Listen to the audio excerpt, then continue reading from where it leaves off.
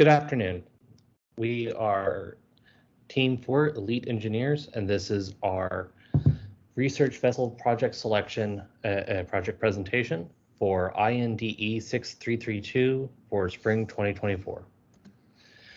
Our team members are Ahid, Lohith, Oscar, Rohith, Jack, and Zohaib, and I'm the project manager for this week, Christopher Heisel.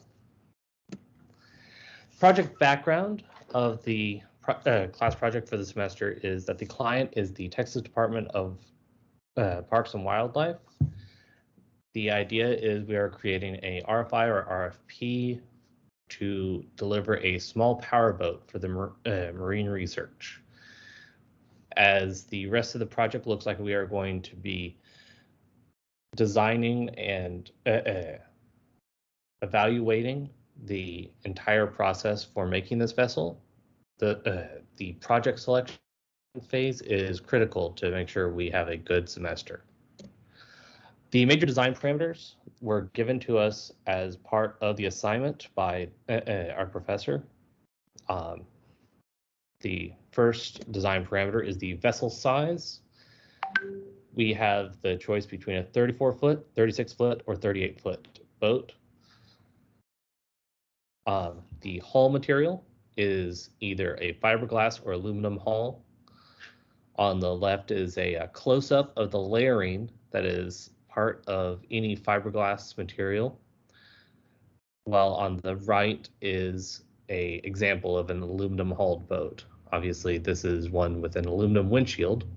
The boat that we'll be selecting will be much larger than this one that's sitting in a shop. The engines are specified to only be diesel inboard engines. An example of that is pictured here to the left. The only choice that we are going to select from is either a single or twin inboard engine. Single engine for simplicity or a twin engine for reliability and increased power. And finally, the cabin design is either a half cabin or a 3/4 cabin. To the right is a small diagram showing the differences between a half cabin and a 3/4 cabin. The trade-off here is the half cabin has more deck space to be able to perform operations that you want to do on a boat, but obviously has less space inside for air-conditioned equipment. So our methodology is we took the 24 boat configurations and we selected down using a numerical method, a constrained weighted factor scoring.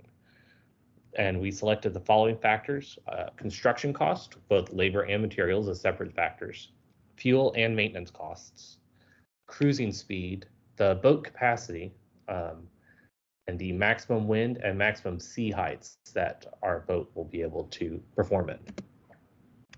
The weighting was done by consensus between the teams.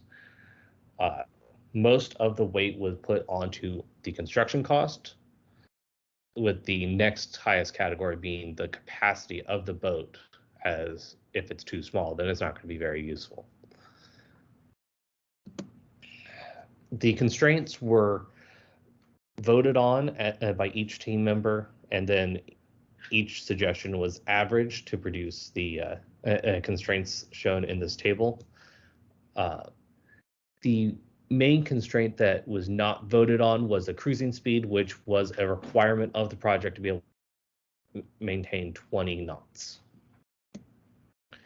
The scoring equation is from the assignment as well as from literature. It's the summing each subscore using the constraint and the weight multiplied to provide each subscore, and then the total score for each boat is the sum of those subscores.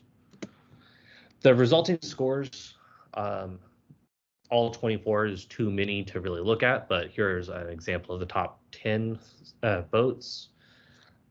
The top 4 boats are all fiberglass boats, and the top scoring boat is a 36-foot fiberglass hulled twin diesel engine half cabin boat with a total score of 5.12 out of 10.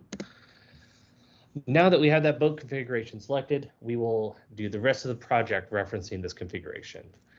Thank you for your time. Next week's project manager will be Lohith Moraine Vidigari, and we look forward to your time next week. Here are our references. Lead engineers, the Bettel WE.